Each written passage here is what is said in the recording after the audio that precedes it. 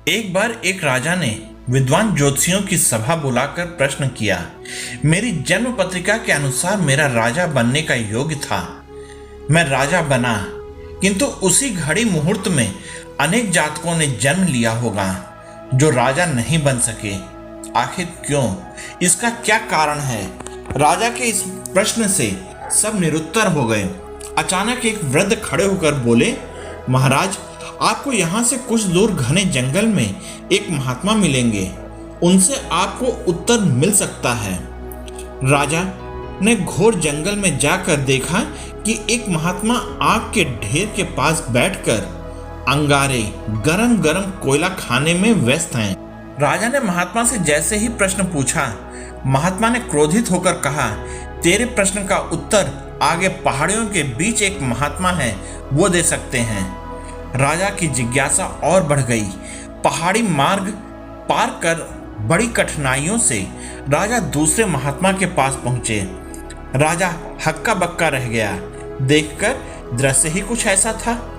वे महात्मा अपना ही मांस चिमटे से नोच नोच कर खा रहे थे। राजा को महात्मा ने भी डांटते हुए कहा, मैं भूख से बेचैन हूं, मेरे पास समय नहीं है।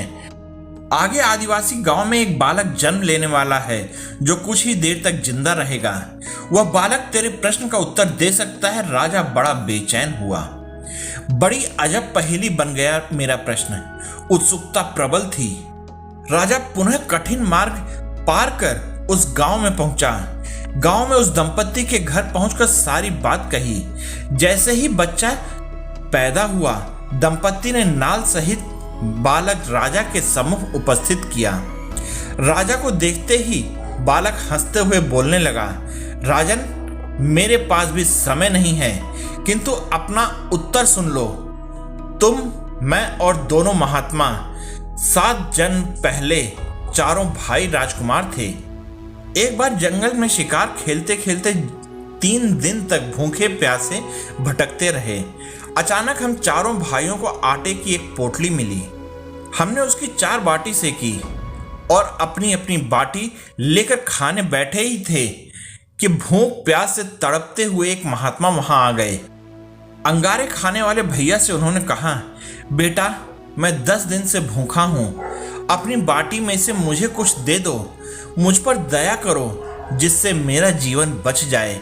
इतना सुनते ही भैया गुस्से से भड़क उठे और बोले, तुम्हें दे दूंगा तो मैं क्या खाऊंगा?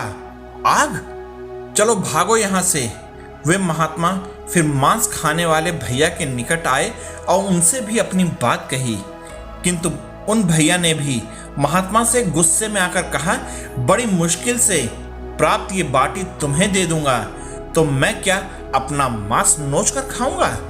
भूख से लाचार वे महात्मा मेरे पास भी आए, मुझसे भी बाटी मांगी, किंतु मैंने भी भूख में धैर्य खोकर कह दिया कि चलो आगे बढ़ो, मैं क्या भूखा मरूं? अंतिम आशा लिए वो महात्मा, हे राजन, आपके पास भी आए, दया की याचना की। दया करते हुए खुशी से आपने अपनी बाटी में से आधी बाटी आदर सहित उन महात्मा को दे दी।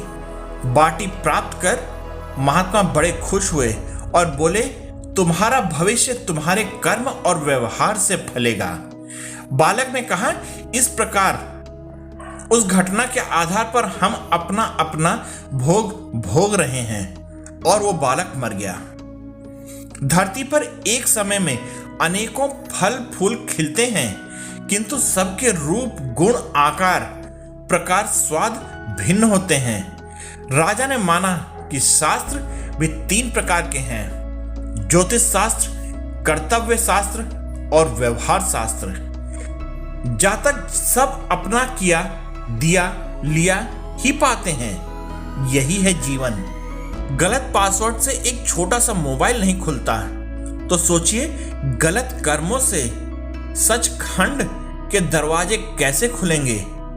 अभी भी वक्त है, अपने सद्गुरु के दिए पासवर्ड का प्रयोग करें और सचखंड के दरवाजे खोलने में काबिल बने। आपको यह कहानी कैसी लगी कृपया कमेंट करके मुझे अवगत कराइएगा। साथ ही आप इस कहानी में मेरे साथ बने रहे इसके लिए आप सबका हृदय से बहुत बहुत धन्यवाद और जय हिंद दोस्तों।